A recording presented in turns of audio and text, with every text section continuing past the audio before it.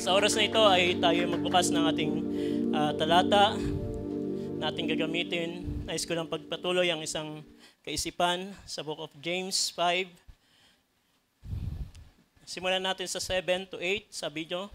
Mag-ingat nga kayo mga kapatid hanggang sa pagparito ng Panginoon. Narito inaasahan na magsasaka ang mahalagang bunga ng lupa na may pagtitiis hanggang sa tanggapin ang ulan maaga at huli. Magtiis din naman kayo, pagtibayan ninyo ang inyong mga puso sapagkat ang pagparito ng Panginoon ay malapit na. Ang Diyos ang magpala ng kanyang mga salita. Tayo ay makakaupo sa oras na ito. Hallelujah. At sa oras na ito, isang mapagpalang umaga sa bawat isa sa atin. Pagbati sa pangalan ng Panginoon at salamat sa pribilehiyo muli na makatayo sa inyong harapan para makapagbahagi ng salita ng Diyos. At sama niyo ako sa prayer na ay may bahagi ko ito ng mainam at dahil ang paksang ito ay totoo na karoon ng bigay sa akin ng inspiration. At itong bagay nito ay habang kagabi ay hindi nakatulog dahil umalis kami kahapon at nakauwi na. At pag-uwi ay nagpatuloy, bagamat sa umaga ay nag-study na. Minsan sa paghahanda ng paksa, brothers and sisters, ay minsan may mga panahon na ang sarap gumawa ng paksa, ang inspirasyon na nakikita mo. Pero kahapon ay nagkaroon ng struggle, mula umaga pagising, papatuloy sa pagbabasa, pagtatanong. At kahapon habang sa biyahe kami pa uwi, nagtatanong sa ating pastor sa mga ilang bagay. At pagka-uwi ay nag-study uli. Habang nag-study ay hindi ko alam paano bubuuhin ang isang inspiration na ito. Ginawa ko, natulog muna kahit kunti at nagising na mga madaling araw, mga 2:30 o mga ganyang oras. At tuloy-tuloy na nanalangin sa Panginoon. Sabi ko, Lord, ikaw na bahala sa paksang ito. At habang nagbabasa, naghahanda, at kanina ay hindi maalis ang ganito mga bagay. Pero salamat sa Panginoon at tulungan ako ng Panginoon na may deliver ko ng ayos at maging pagpapala ito sa bawat isa sa atin. Dahil minsan mahirap tumayo talaga sa likod ng pulpito. Hindi biro. Dahil sabi ko kay Pastor Ed, kaya nagtanong ako kahagabi, sabi ko, may tinanong ako sa kanya na isang sa Biblia, sabi ko, mahirap na ibahagi mo ang isang bagay na hindi ka sigurado.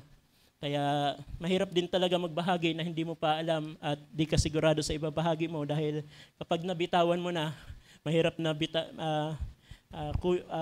bawiin. But ganun pa man, sa oras na ito ay nais kong magbahagi sa inyo ng simpleng kaisipan. Pagpatuloy natin ang kaisipan, the establish of your heart, the coming of the Lord is drawing nigh. Na kinakailangan ng ating mga puso, brothers and sisters, sa huling mga araw na ito ay ma-establish sa harapan ng Panginoon. Dahil ang araw na ating kinabubuhayan ay isang araw na difficult time. Sabi ni Apostol Pablo is the perilous time. Isang panahon na kung saan narito ang panahon na ang napakasama ng panahon. Ang pagtitiis, sabi sa 7, magtiis nga kayo mga kapatid hanggang sa pagparito ng Panginoon. Ibig sabihin, brother and sister, ang ating paglilingkod sa ating Panginoon ay hindi ito birong paglilingkod. Hindi ito easy na paglilingkod. Hanggang sa pagparito ng Panginoon, makakaranas tayo ng mga tiisin, makakaranas tayo ng mga struggle sa ating paglilingkod, but ang mainam na gawin na isang mananampalataya ay hingin niya ang kalakasan ng Panginoon para siya ay makapagpatuloy. Dahil hindi tayo makakapagpatuloy sagana sa ating sarili. Ang ating mga puso sa huling mga araw nito, nung panahon, nung una ko ito na-share sa part 1 natin, shinare ito, ay pinakita ko muna ang mga bagay, ang puso ng mga tao sa mundong ito. Ano nakita natin nakaraan? Ang mga tao ay abala sila, ang kanilang mga puso ay naroon sa mga pangangailangan, sa kanilang mga buhay, pansarili, pakinabangan. Pero sa oras na ito, ating pag-uusapan ang bawat mananampalataya. Ano ang kalalagayan ng ating mga puso? Ano ang katatayuan natin sa harapan ng Panginoon? Kung ang sinasabi natin ang panahon ay malapit na, ang panahon ay narito na tayo sa panahon na kung saan ang pagparito ng Panginoon, ano ang kalalagayan ng ating mga puso sa huling mga araw nito? Magtiis din naman kayo. Yan ang pinapakita ni James na sa ating mga paglilingkod, maraming tiisin na tayo mararanasan sa mundong ito. Pagtibayin ninyo ang inyong mga puso sapagkat ang pagparito ng Panginoon ay malapit na. Kung mayroon ng bagay na kinakailangan pagtibayin ng ating mga puso, hindi sa mga bagay dito sa mundo, kundi sa mga pangako ng ating Panginoon. Kinakailangan natin malaman ano ba ang pangako ng Panginoon sa bawat isa sa atin. Ano ba ang mga salita ng Panginoon na angkop sa ating panahon? At ano ba ang magiging kalagayan dapat ng ating mga puso at anong tinitignan natin sa hinaharap? Pwede ang isang tao magsabi, malapit na ang Panginoon, tinitignan niya ang hinaharap, napakalapit na, pero ang tanong, anong kalalagayan natin ngayon? Kaya napakahalaga na makita ng bawat isa sa atin ng ating mga puso saan ito nakapokus. Ano ang nagpupuspos nito? At anong mga bagay na ating pinanghawakan? Alam niyo, brother sister, kung atin lamang naririnig ang pangako ng Panginoon, malapit na ang pagparito ng Panginoon, malapit na ang pagparito ng Panginoon, lahat ng tao pwede marinig yan, pwede maunawaan yan. Pero ibang bagay ang mahayag sa iyo ang pagparito ng Panginoon.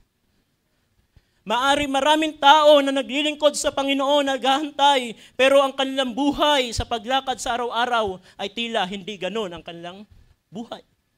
Maari mo sabihin, malapit na ang panahon, pero ang buhay mo ay hindi tumutugma sa panahon na kung anong kinabubuhayan natin ngayon. Maari ang tao magsabi na ang Panginoon ay malapit na, ang mga tanda ay nariyan na, pero anong pagsisiyasat mayroon tayong ginagawa sa ating mga puso? Maraming mga mananampalataya na nabautismuhan, naglingkod sa Panginoon, pero dumating ang panahon na sila ay mga tumalikod. Anong dahilan? Dahil hindi nila nakikita natatagalan ang mga pagtitiis sa buhay. Nakala nila ang paglilingkod sa Panginoon na isang paglilingkod na easy lamang, na walang trials. May mga pressure na sa ating mga buhay na naranasan tayo, pero dapat alam natin kung ano ang mga pangako ng Diyos para ang mga pressure na yon kaya mo lagpasan dahil mayroon salita ng Panginoon na nilalagay sa iyong puso. Pero kapag tayo walang mga salita sa ating mga puso at ang mga salita ay napapakinggan lang natin, darating ang panahon, hindi tayo tatagal, tayo din naman ay tatalikod. Pero nawa sa umagang ito, hindi ganun ang ating mga puso. Kundi ang ating mga puso sa bawat araw ay mayroong pagsisiyasat. At kung atin titignan at gagawin ko tipot larawan ang bayang Israel. Ang bayang Israel, lahat ng lumabas sa Egypt. Lahat sila ay lumabas, lahat sila nakakita ng gawa ng Panginoon, at mayroong pangako sa kanila. Ang pangako sa kanila ay ang lupaing pangako para sa kanilang kapangihingahan.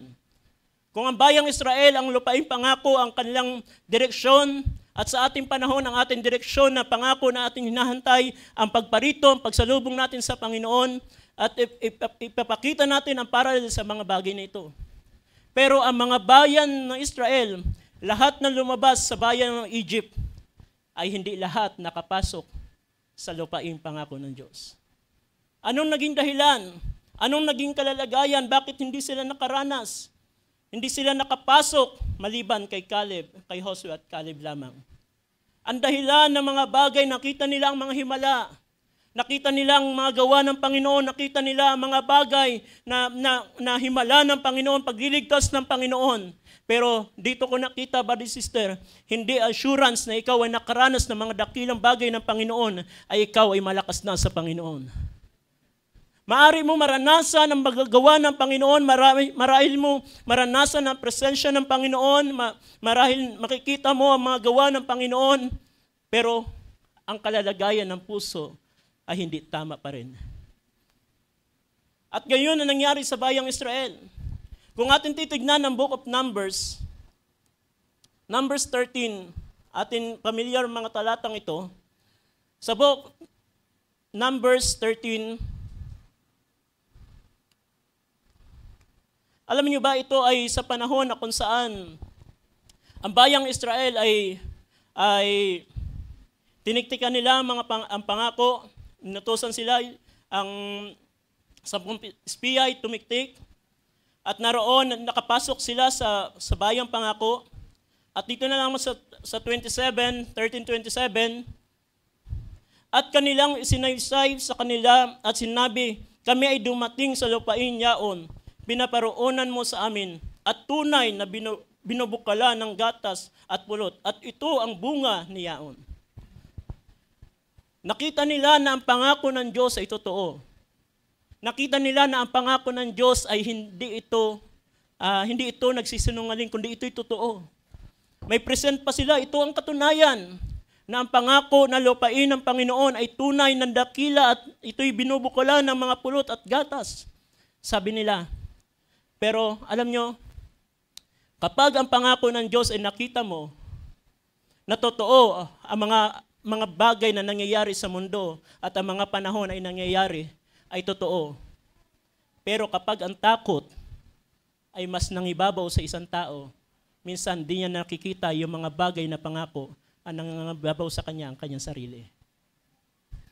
Ang sabi ng 28, gayon man, ang bayan na tumitira sa lupain, yaon ay malakas at mga bayan na nakukutaan ng napakalalaki at saka aming nakita ang mga anak ni anak doon. Na ang paningin ng bayang ito ay hindi sila nakapokus doon sa pangako ng Diyos. Ang nakita nila yung mga kalaban, mga naninirahan doon sa lupain. Kaya bari sister, ang mga pangako ng Diyos ay nariyan, given na yan, mga pangako ng Diyos. Pero hindi mo basta-basta makuha yan, mayroon niyang pakikipagbaka. Minsan dadalhin ka niyan sa isang kalalagayan kung totoo ang iyong puso.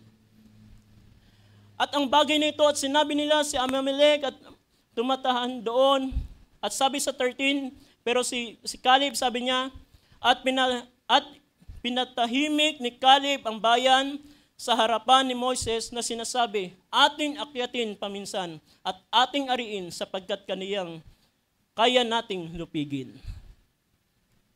Makikita natin ang dalawang karakter dito. Ang pareho silang nakita na pangako. Pareho silang nakita nila na totoo ang pangako ng Diyos, pero magkaiba ang kalalagayan ng kanilang puso.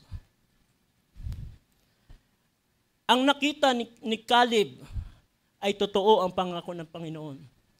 Ang nakita nila ay totoo na ang lupaing ito ay totoo na ito'y dakilang lupain na ibinigay sa atin ng Panginoon. At sabi niya, akyatin pa natin minsan. Dahil sabi niya, dahil ibinigay na sila sa atin ng Panginoon. Ito napakaganda, brother and sister. Ang pangako ng Panginoon na pinangako sa atin, hindi natin to kaya sa ating sarili. Pero ang Panginoon na rin nag-assured na kaya natin abutin dahil siya ang tutulong sa atin. At ito'y hindi nakita ng bayan. Ang nakita nila yung mga bagay na hadlang, ang mga bagay na naroon sa paligid. Dahil ang kanilang tingin sa ganitong bagay, ang bagay na kanilang pagpasok ay sa kanyang sarili. Hindi nila nalaman na mayroon ng pangako ang Diyos sa kanila na sasamahan sila hanggang sa lupain pangako. Minsan kapag tinignan natin ang sitwasyon sa ating mga buhay, brother and sister, na tila ang mga sitwasyon ay pahirap ng pahirap at kung titingin ka sa iyong sarili, hindi mo kaya. Hindi mo kayang lumagpas, hindi mo kayang tawirin ang isang bagay. Pero kapag titingin ka sa mga salita ng Panginoon, malalaman mo na ang pangako pala ng Diyos ay kaya mong gawin dahil hindi sa iyong sarili, dahil siya ang magbibigay ng kalakasan sa iyo. Ano lamang ang dahilan? Ang takot na siyang nangingibabaw sa puso minsan ng isang mananampalataya. At sabi niya, akyatin natin. Sa 33 na lang at doon amin nakita ang mga, sa 14 na lamang, at ang buong kapisanan ay naglakas ng kanilang tinig at humibik, at ang bayan ay umiyak ng gabing yaon. At inupasala ang lahat ng mga anak ni Israel, at si Moises at si Aaron ay sinabi sa kanila ng buong kapisanan, nangamatay na sana kami, nangamatay na sana tayo sa lupain ng Egypt, o kaya'y nangamatay na sana tayo sa ilang na ito. At bakit kaya tayo dinala ng Panginoon sa lupaing ito upang tayo'y mabuwal sa tabak? Kita nyo? Ano ang tingin ng bayang ito sa kanilang sarili? Anong tingin nila sa Diyos? Na dinala sila sa isang kalalagayan para lamang sila mamatay? Pero ang dahilan kung bakit nila nasasalita ang ganitong mga bagay Dahil lagi sila nakatingin sa kanilang sarili. Lagi sila nakatingin doon sa kanilang kakayanan. Lagi sila nakatingin doon sa mga bagay na dapat na kanilang gagawin. Pero hindi sila nakatingin sa mga bagay na pangako ng Panginoon. Pero si Joshua at si Caleb, kung babasahin nyo, hindi ko na uubusin to. Hindi ko na babasahin ang 14, pero marami yan. Kung ano yung babasahin, ang kasaysayan ng Book of Numbers, ang summary na naranasan ng bayan ng Israel. Ang si Joshua at si Caleb at ang mga anak lamang ng kanilang mga lumabas sa Egypt ang siya nakapasok sa lupain. Hindi nakapasok ang mga tao na lumabas galing Egypt. Sila'y namatay, sila'y mga nabuwal. Dahil sabi ng Panginoon, dahil sinalita nila ito, gagawin ko sa kanila, hindi sila makakapasok at mabubuwal ang kanilang mga katawan sa lupain at sila'y mamamatay. Be careful, brother, sister. Ang ating mga sinasalita sa panahon ng ating mga pagsubok, pagtitiis, ang ating mga lumalabas sa ating mga bibig ay malaking kinalaman kung magiging ano tayo sa unahan o kung ano magiging ano tayo sa hinaharap. Ang mga salita na ating sinasalita, ang ating mga confession, ang ating mga bagay na ating sinasalita sa panahon na ating mga struggle ay napakahalaga na bantayan natin. Ang ating salita ay salita ng pananampalataya o salita na tila ang ating mga puso ay wala ng pagtitiwala sa Panginoon. Kagaya ng bayang Israel, kunestyon na nila ang Diyos. Dinala ba tayo dito para tayo mabuwal? Para tayo mamatay? Yung ba talaga ang layunin ng Diyos sa kanila? Pero si Caleb at si Joshua, hindi ganun ang kanilang tingin. Ang tingin nila sa mga higante sa dakong ngayon ay tinapay lamang. O anong mayroon pagtingin ang isang tao ng kanyang puso ay nagtitiwala sa Panginoon? Anong mayroon pagtingin, anong mayroon paglakad ang isang tao, ang isang mananampalataya, ang isang anak ng Diyos, na ang kanyang tiwala ay hindi sa kanyang sarili, kundi sa mga salita ng Panginoon. Bagamat ito'y bagay na mahirap gawin, pero sabi ng Panginoon, mayroon bang mahirap na gawin sa Panginoon? Mayroon bang mahirap sa Panginoon? Ang lahat ng bagay ay kaya gawin ng Panginoon. Ang kinakailangan lamang ng isang tao, ang isang anak ng Diyos, ay magtiwala sa Kanya. Ang pagtitiwala, ang pananampalataya na mayroon ka, brother, sister, yan ay napakahalaga. Sa panahon ng mga struggle, sa panahon man na ikaw ay dumarating sa kabagsakan, sabi ng Panginoon kay Apostol Pedro, Pedro, nililiglig ka ng kaaway. May mga panahon sa ating mga buhay na tila nililiglig ka ng kaaway. At sa panahon na ating kinabubuhayan, mayroong pagliliglig ang kaaway na ginagawa sa mga anak ng Diyos. Pero ang sabi ng Panginoon sa Deuteronomy, sabi niya, pinahintulutan ko sila na dumaan sa ilang para subukin ang kanilang mga puso. Kung sila ba ay magtitiwala sa akin. Ang dahilan ng mga pagnadadaanan natin, brother, sister, ay dahilan yan para makita ng Panginoon ano ang laman ng ating mga puso. Sa panahon ng mga bagay na mainam, napakasarap magpuri, napakasarap na magtiwala sa Panginoon. Pero kapag pinapahintulutan ka na ng Panginoon sa iyong kalalagayan, sabi ng Panginoon, kung bakit nangyari ito sa kanila, para subukin ko ang kanilang mga puso kung ano ang laman nito. At si Pedro, sabi ng Panginoon, nililiglig ka ng kaaway. Sabi niya, darating ang panahon. Pero sabi niya, ngunit Pedro, dinadalangin ko, huwag maghina ang iyong pananampalataya. Kung saan, brother, sister, ang panahong ito, ay dito natin makita, tulungan ng Panginoon, na makita ang ating mga pananampalataya. May panahon ng pagliliglig, may panahon na tila may mga bagay na pagdadaanan ka sa buhay na ito. Pero sabi ng Panginoon, idinadalangin ko ang iyong pananampalataya ay huwag manghina. Kung ikaw ay makapanumbalik, walang iba dahilan, walang ibang daan para ang isang tao na nanlalamig, ang isang tao na tila ang kanyang puso ay bagbag at ang kanyang puso ay tila hindi na niya kaya magpatuloy, walang ibang makakapanumbalik sa kanya kundi ang kanyang pananampalataya.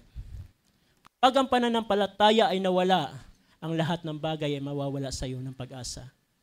Pero kapag ang pananampalataya ay nariyan sa iyo, anumang struggle na pagdaanan mo sa buhay, makakapagpatuloy ka. Bakit? Mayroon kang pananampalataya, pagtitiwala sa Panginoon na yung pinaglilingkuran. Pero tignan nyo ang bayan. At ito yung paalala ni Apostol Pablo sa bawat isa naman sa atin. Na kung paano ang nangyari sa dako ng Egypt, ang mga bayang Israel na lumabas sa Egypt na hindi nakapasok sa lupain, ay mayroong paalala si Apostol Pablo sa Book of Hebrews. Ito ay nabasa ko na nakaraan, pero mas gusto kong itong pakita pa ng Hebrews 4, I think 3. Dito na lamang sa 14. Sabi ito, Hebrews 3:14, sapagkat tayo'y nagiging kabahagi ni Kristo kung atin iniingatan matibay ang pasimula ng ating pagkatiwala hanggang sa katapusan. Sapagkat tayo'y nagiging kabahagi ni Kristo kung atin iingatan matibay ang pasimula ng ating pagkakatiwala hanggang sa katapusan. Kaya ang pagtitiwala sa Panginoon, brother, sister, hindi lamang sa pasimula. Maraming nagpasimula pero mga tumalikod.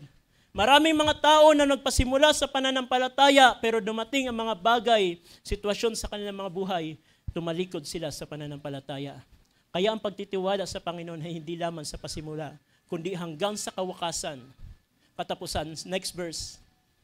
Sabi diyan, samantalang sinasabi ngayon, kung marinig ninyo ang kaniyang tinig, huwag ninyong pawagmatigasin ang inyong mga puso na gaya ng pamumungkahi. Next. Sapagkat sino-sino ang pagkarinig ay namungkahi, ngunit hindi baga yaon lahat na nagsialis sa Egypt sa pamamagitan ni Moises. At sabi sa next, at sino-sino ang kinagalitan niya 40 taon, hindi baga yaong nangagkasala na ang kanilang mga katawan ay nangabuwal sa ilang, next verse, at sa kanilang kanino isinumpa niya, hindi mapasok sa kaniyang kapahingahan, kundi yaong mga nagsisuway. Next. At nakikita natin na sila'y hindi nangapasok dahil sa kawalan ng pananampalataya. Sino ang mga hindi nakapasok? Sila na hindi nakinig sa tinig ng Panginoon. May mga instruction ng Panginoon. May mga salita ang Panginoon sa kanila. Pero hindi nila ito pinakinggan. Hindi ito nila napakinabangan. Kundi ang kanilang mga puso ay naging matigas sa harapan ng Panginoon. At sabi niya, sa panahon na marinig nyo ang kanyang tinig, huwag niyong pagmamatigasin ang inyong puso. Sa panahon na ang salita ng Panginoon ay nariyan sa atin nagtuturo, huwag nating baliwalain. Dahil maraming mga tao ngayon na naglilingkod sa Panginoon, pero binabaliwala nila ang salita ng Panginoon. Binabaliwala nila ang mga bagay na kanilang napapakinggan. At sa sunod na verse, chapter 4, sabi diyan, sa 4:1, mga takot nga tayo, yamang may iniwang pangako na pagpasok sa kaniyang kapahingahan. Baka sakaling sino man sa inyo ay maging tulad sa di nakaabot ni yaon. Anong sabi diyan? Mga takot nga tayo, yamang may iniwang pangako ng pagpasok sa kaniyang kapahingahan. Baka sakaling sino man sa inyo ay maging tulad sa di nakaabot ni yaon. Brother, sister, kahit man tayo, mayroon tayong pangako na hinihantay. Yes, ang kapahingahan, nakapasok tayo sa kapahingahan, sa presensya ng Panginoon. Pero mayroon pangako ang Panginoon na tunay na kapahingahan. Ito ay ang kanyang pagparito. At sabi niya, mag-ingat din naman kayo. Matakot din naman kayo na ninyong hawakan ang kanyang pangako. Dahil sabi sa to, sapagkat tunay na tayo'y pinangaralan ng mabubuting balita, gaya rin naman nila, ngunit hindi nila pinakinabangan ang salitang napakinggan dahil sa walang kalakip na pananampalataya ang nangakarinig. Brother, sister, ito yung magiging warning sa bawat isa. Bagamat tayo nakakapakinig ng salita, bagamat mayroong pangangaral tayo napapakinggan, Pero kapag ang mga pangangaral natin napapakinggan ay hindi natin nalakipan ng pananampalataya, ang mga pangangaral natin napapakinggan, ito'y magiging baliwala sa ating mga buhay. Kagaya ng bayang Israel, may mga salita ang Diyos na panguna sa kanila, pero hindi nila napakinggan. At sa huling mga araw na ito, brother sister, may mga salita na tayo napapakinggan, pero kung ang mga salitang ito ay ating babaliwalain sa ating mga buhay, hindi natin ito mapapakinabangan. Sapagkat tunay na tayo'y pinangaralan ng mabubuting balita, gaya rin naman nila, ngunit hindi nila pinakinabangan ang salitang napakinggan dahil sa walang kalakip na pananampalataya ang nangakarinig. Maari pala ang isang mananampalataya, sinasabi niya siya'y mananampalataya, siya'y nakikinig ng salita. Pero dahil sa walang kalakip na pananampalataya, ito'y magiging walang kabuluhan sa kanyang buhay. May mga tao na nakapakinig ng salita ng Diyos, pero hindi nila nilalakipan ng pananampalataya. Ano ba yung pananampalataya? Ito yung pagtitiwala mo. Ito'y pag-agree mo sa mga bagay kung ano ang salita ng Panginoon. At kapag ang isang tao sa kanyang buhay ay ang mga salita na kanyang napapakinggan ay baliwalain niya sa kanyang buhay, darating ang panahon, ang taong ito ay hindi makakaabot sa mga bagay na nais ng Panginoon sa kanyang buhay. Ang pananampalataya ay isang napakahalagang bagay sa buhay ng bawat isa sa atin. Ang pagtitiwala sa Panginoon, ang mga bagay na ating karanasan na mararanasan ay napakahalaga. Kaya sabi ng Hebrews 10, kung ating titignan, Hebrews 10, dito na lang sa 35. Sabi ito, huwag nga ninyong itakwil ang inyong pagkakatiwala na may dakilang gantimpala.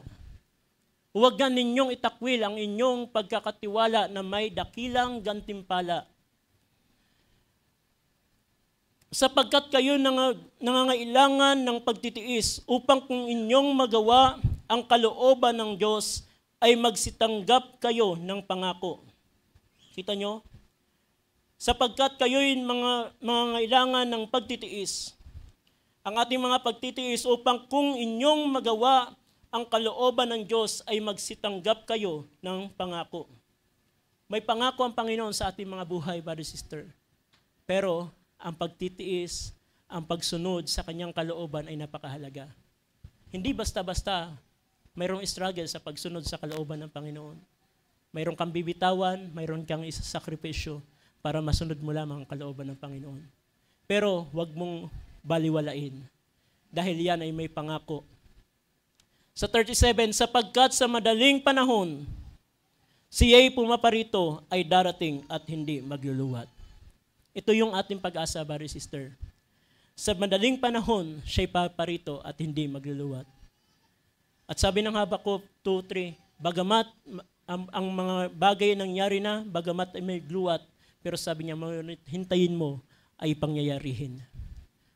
At ang mga bagay, sa bagamat ang mga pangako, ang mga bagay ng Diyos ay tila hindi natin nakikita at tila ang mga bagay na yan ay tila may mga bagay na struggle, pagtitiis, magtiis ka lang.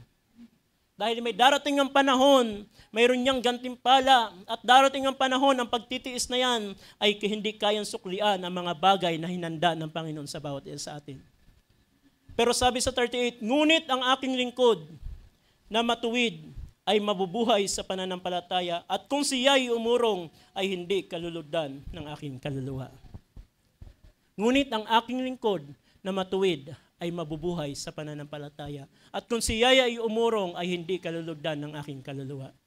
Brothers and sisters, anuman sitwasyon na pagdaanan mo sa buhay, lagi mong tandaan, ang sa mga sitwasyon, ang mga bagay na pinagdadaanan mo sa buhay, ay hindi yan panghabang buhay.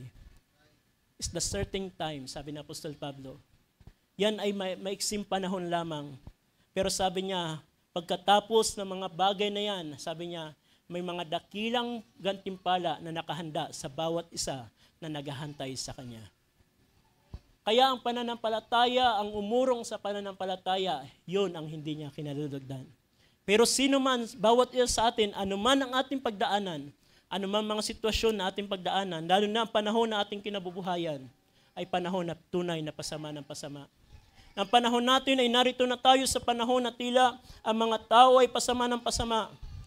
Pero tibayan mo, pagtibayin mo ang iyong mga puso. Pagtibayin mo ang iyong pananampalataya sa harapan ng Panginoon.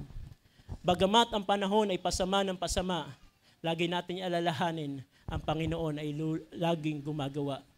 Ano man ang ibangon ng kaaway, lagi ang Panginoon may pantapat para ang kanyang mga anak ay hindi ma-deceive ng kaaway. At ang panahon natin, sabi ng Jude, ilang sandali na lamang. Sa Jude 1 lang naman yan, 17, sabi yan, ngunit kayo mga minamahal, ay alalahanin ninyo ang mga salita ng unay sinabi ng mga apostol ng ating Panginoon. Kung paanong sinabi sa inyo, magkakaroon ng mga panunuya sa huling panahon, na magsisilakad ayon sa kanilang masasamang pita. May panahon na darating na ang pagtutuya ng mga lakad ng tao ay lalakad sa kanilang sariling pita. Ang mga ito ang nagsisigawa ng paghihiwalay, malalayaw na walang taglay na espiritu. Pero sabi niya, paalala niya sa mga mananampalataya, ngunit kayo mga minamahal, papagtibayin ninyo ang inyong sarili sa inyong lubhang banal na pananampalataya na manalangin sa Espiritu Santo. May mga panahon na darating na panunuya, panahon na ang tao ay lalakad sa kanilang sariling kalooban, pero sabi ni Jude, ngunit kayo mga kapatid, papagtibayin ninyo ang inyong sarili sa inyong lubhang banal na pananampalataya na manalangin sa Espiritu Santo. Ang pananalangin para ang ating pagtibay sa pananampalataya ay malaking bahagi ang ating mga prayer life. Kahit man ang Panginoon, sabi niya sa mga alagad, sabi niya, magbantay kayo, watch and pray. Sabi niya, the spirit is willing, but the flesh is weak. Kahit man ang Panginoon sa huling bilin niya sa mga alagad, ay ang pananalangin. Para mai-sustain natin ang kalakasan upang mapanagumpayan natin ang mga flesh, ang mga desire ng katawan, ay napakahalaga ng ating mga pananalangin. Para to build your faith, sabi sa ibang salin, para yung pagtibayin ng iyong pananampalataya ay napakahalaga ng pananalangin. Hindi lamang to basta pananalangin, kundi ang pananalangin sa Espiritu Santo.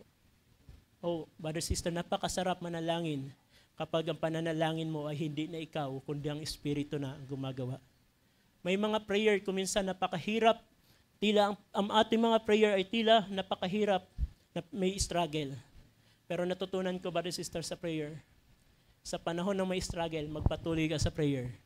Dahil habang lumuluwat ang iyong prayer, makikita mo isang araw, isang sandali lamang na iyong prayer, napakasarap na ng iyong prayer.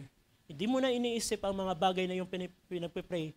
Ang lumalabas na naman, tuloy-tuloy na lamang ang lumalabas sa iyong bibig. Huwag mong ihinto hanggat mayroon pang gusto sabihin ng Panginoon dahil yan ay pananalangin sa Espiritu. Iba ang pananalangin na ikaw ay mananalangin lamang, pero iba ang pananalangin sa Espiritu. Minsan nananalangin tayo na basta tila parang walang gana, di ba? Naranasan natin yan. Minsan naman may mga panahon na nanalangin ka, may mga tila nananakot, pero magpatuloy ka. Dahil ang pananalangin ay isang bahagi para lumakas pa ang ating pananampalataya. At ang pananalangin ay isang proteksyon, kagaya ng tinuro ng Panginoon na ilayo mo kami sa mga tukso. Ang pananalangin ay proteksyon sa bawat isa sa atin. Dahil ang katawan, ang espiritu ay may ibig, ngunit ang katawan ay mahina. At kung ang panahon natin ay panahon na ito'y panahon na tila napakasama, pero huwag kang mag-alala. Ang ating mga sandata sa ating mga prayer life ay napakahalagang bahagi para hindi tayo matukso ng anumang bagay. At sabi kung titignan niyo ang Timothy, 1 Timothy, na kung ano ang kalalagayan ng mga tao sa huli mga araw na ito, 1 Timothy 4, 1 and 2, sabi ito, ngunit hayag na sinasabi ng Espiritu na sa mga huling panahon, ang iba'y magsisitalikod sa pananampalataya at mga kikinig sa mga espiritong mapaghikayat at sa mga aral ng mga demonyo. Darating ang panahon, brother sister, ang iba ay tatalikod sa pananampalataya. Nawa, hindi tayo isa dyan. Nawa, hindi tayo ang isa dyan. Bakit sila tatalikod? Ngunit hayag na sinasabi ng Espiritu na sa mga huling araw, panahon, ang iba ay magsisitalikod sa pananampalataya at mga kikinig sa mga espiritu mapanghikayat at sa mga aral ng mga demonyo. Darating ang panahon na may mga tao na naglilingkod sa Panginoon kapag siya ay hindi matibay, kapag ang kanyang puso ay hindi naging matibay sa Panginoon at ang kanyang puso ay hindi naging matatag sa pananampalataya, ang taong ito ay madali siya may hikayat ng mga, sabi nga, mabulaklak na mga salita. At darating, sabi din ng talata, darating ang panahon na hahanapin ng mga tao ang mga magagandang pakinig sa kanilang mga tainga. Hindi nila mararapatin ang mga pangaral na mainam, kundi maghahanap sila ng mga ngaral na kung saan ay ito'y magdadala sa kanilang kagustuhan. Sabi sa to, sa pamamagitan ng pagpapaimbabaw ng mga tao na nagsisipagsalita ng mga kasinungalingan na hiniruhan ang kanilang mga sariling budhi ng waring bakal na nagbabaga. Darating ang panahon na mga puso ng tao ay hindi na nila mamagalingin ang mga aral ng Diyos. Ang tao sa panahon natin ngayon ay hindi na nila binabaliwalaan na nila ang salita ng Diyos. Kaya ang 2 Timothy, kung ating patitignan, habang may konting oras pa, 2 Timothy 3, sa 1, datapot alamin mo ito na sa mga huling araw ay darating ang mga panahong mapanganib. At ito ang ating kalagayan sa panahon ito. Ang panahon na ating kinabubuhayan sa paligid ay napaka-delikado na. Anong dahilan? Sapagkat ang mga tao ay magiging maibigin sa kanilang sarili, maibigin sa salapi, mayayabang, mga mapagmalaki, mapagtungayaw, masuwayin sa mga magulang, mga walang turing, mga walang kabanalan, walang katutubong pag-ibig, mga walang paglulubag, mga palabintangin, mga walang pagpipigil sa sarili, mga mabangis, hindi mga maibigin sa mabuti. Mga lilo, mga matitigas ang ulo, mga palalo, mga maibigin sa kalayawan kaysa mga maibigin sa Diyos.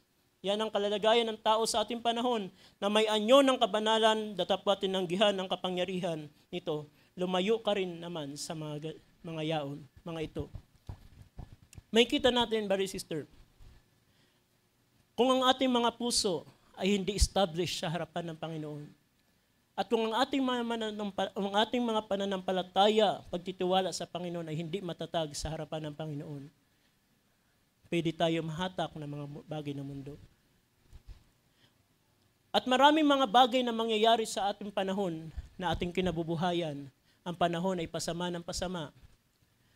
At sabi ng 2 Thessalonians, tignan nyo ang 2 Thessalonians. Sa 3 na lang. 2 Thessalonians, simulan natin sa 2. Upang huwag kayong madaling makilos ng inyong pag-iisip at huwag din naman kayong mga mabagabag maging sa pamamagitan ng mga espiritu o sa pamamagitan ng salita o sa pamamagitan ng sulat na waring mula sa amin na waring bagang nalalapit na ang kaarawan ng Panginoon. Ito'y mga bagay na paalala ni Apostol Pablo na ang ating mga pagtitiwala. At sabi sa 3, huwag kayong padaya kanino man sa anumang paraan sapagkat ito'y hindi darating maliban nang dumating ang mula ang pagtaliwalakas at mahayag ang taong makasalanan ang anak ng kapahamakan na sumasalangsang at nagmamataas laban sa lahat ng tinatawag na Diyos o sinasamba anupat siya'y naupo sa templo ng Diyos na siya'y nagtatagyan ng kaniyang sarili na tulad sa Diyos. Hindi baga ninyo naalala nang ako'y kasama ninyo pa ay sinabi ko sa inyo ang mga bagay na ito at ngayon nalalaman ninyo ang nakapipigil upang siya'y mahayag sa kaniyang talagang kapanahunan, sapagkat ang hiwaga ng kasamaan ay gumagawa na lamang ay may pumipigil ngayon hanggang sa alisin ito. May kita natin, ang panahon, ang mga kasamaan ay nariyan na. Ngunit hindi pa ito lubusan na makagawa dahil mayroon pa pumipigil. Pero sabi niya, ang paalala ni Apostol Pablo sa atin na kung tayo ay mga nabubuhay sa huling kapanahonang ito, ay kinakailangan natin mag-ingat sa ating mga sarili. Mapagtibayin ang ating mga puso dahil ang panahon ng masama, ang panahon ay pasama ng pasama. At kapag ang isang tao, isang mananampalataya, isang anak ng Diyos ay hindi naging maingat sa kanyang buhay, maaari siya makatumalikod sa pananampalataya. At kung ang mga bagay na ating nararanasan ngayon ay hindi na tayo makatagal, hindi na tayo makatayo, gaano pa ang mga susunod na panahon na ating kinabubuhayan. Pero salamat sa Panginoon. Ang Panginoon ang siyang gagawa ng lahat ng bagay. At sabi ng last verse na aking babasahin, ang 1 John,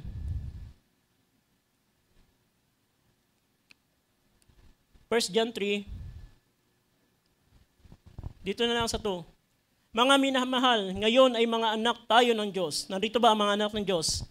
At hindi pa nahayag kung magiging ano tayo. Nalalaman natin na kung siya'y mahayag, tayo'y magiging katulad niya sapagkat siya'y ating makikita gaya ng kaniyang sarili. Mayroong pagkahayag ang mga anak ng Diyos sa mga araw na ito, brother sister. Mayroong kahayagan na gagawin ng Diyos at ipapakilala ng Diyos ang kanyang mga anak, ang tunay na kanyang mga anak sa huling araw na ito, at yan ay hindi na sa maluwat na panahon. Mapapakilala ang Diyos ang kanyang mga anak. Pero ang sabi ng 3, at sino man mayroon ng pag-asang ito, sa kaniya ay naglilinis sa kaniyang sarili, gaya naman niyang malinis. Kung tayo naghahangad ng pagkahayag ng mga anak ng Diyos, ngayon, sa atin, brother sister, minsan, konting karanasan lamang, konting mga pagsubok lamang, kawalan, minsan, tila ang ating mga puso nanlulupay-pay na. Bakit? Andito pa tayo sa laman, andito pa tayo sa ganitong kalagayan. Pero may isang araw na kahayagan ng mga anak ng Diyos. Pero ang sino man may pag-asa ng ganitong bagay, hindi siya basta-basta lamang, kundi mayroon siyang paghahanda sa kanyang sarili. Sa panahon ng kanyang paglilingkod sa Panginoon, mayroon siyang pagtitiwala sa Panginoon. At anong ginagawa niya? Naglilinis siya sa kanyang sarili. Inahanda niya ang kanyang sarili. Piniprepare niya ang kanyang buhay para sa pagparito ng Panginoon. Brother sister, sa huling araw na ito, maraming mga bagay na pwede mangyari at maraming mga pagsubok na pwede mangyari. At sabi ni Brother Branham, mayroong pagliliglig sa anak ng Diyos, sa mga anak ng Diyos. Mayroong mga bagay na hindi pangkaraniwan na mangyayari. At naalala ko, ang kagaya ng ginawa sa Book of Egypt, sa Israel. Noong panahon na sila ay naroon na sa isang kalalagayan na kung saan ginipit na sila ni Paraon. At sila ay pinanghihirapan na at dinoble ang kanilang trabaho. At ito yung panahon na sila ay humibik sa Panginoon, nangangailangan sila ng deliverance. At sa kanyang paghibik, ang Diyos ay nagsugo ng kanyang lingkod, nagpakita ng mga sign and wonder sa dako ng Egypt. At dito din naman, brother sister, minsan papahintulutan ng Panginoon, napadaanin tayo sa isang kalalagayan na tila hindi na natin kaya. Pero yun yung panahon ng paghibik ng mga anak ng Diyos, na sasabihin na, Lord, bumalik ka na. Lord, gumawa ka sa aking buhay. At dito, higit na mahayag ang mga salita ng Panginoon at ang kapangyarihan ng Panginoon. Kung ngayon hindi tayo makatayo sa mga bagay na ating pinagdadaanan at tila ang hirap magpatuloy sa paglilingkod, gaano pa ang mga araw na darating. Pero brother, sister, magtiwala tayo. Pagtibayin natin ang pagtitiwala natin sa Panginoon. Dahil hindi ito atin. Magamat man nakikita natin at tila may mga kahinaan sa ating mga buhay, pero hindi mananatili ang kahinaan na yan. Ang Panginoon ay may dakilang gagawin at gagawa siya sa huling araw na ito. Ang kinakailangan lamang may mga sisidlan na handa at hinahanda ang kanilang buhay para sa Panginoon. At hindi siya lubusan makagawa sa ating mga buhay hanggat ang ating mga puso ay laging nagtitiwala sa ating mga sarili. Kung pinapahintulutan ng Panginoon, nadaraan ka sa isang kalalagayan na tila hindi mo kaya, lagi ka tumawag sa Panginoon. Ang pananalangin, ang pagtitiwala sa Kanya ay isang daan para makita ang kapangyarihan ng Diyos. Kaya sa huling mga araw na ito, brother, sister, tayo magtiwala sa Panginoon sa ganitong bagay. Salamat sa Panginoon, nawa ay naging malinaw at nakatulong to sa mailit na exhortation sa bawat isa at di ko na pagkakabalayan ng oras. Magawa ba natin palapakan ng Panginoon? Hallelujah. Nice ko ibalik sa ating MC ang pagkakataon.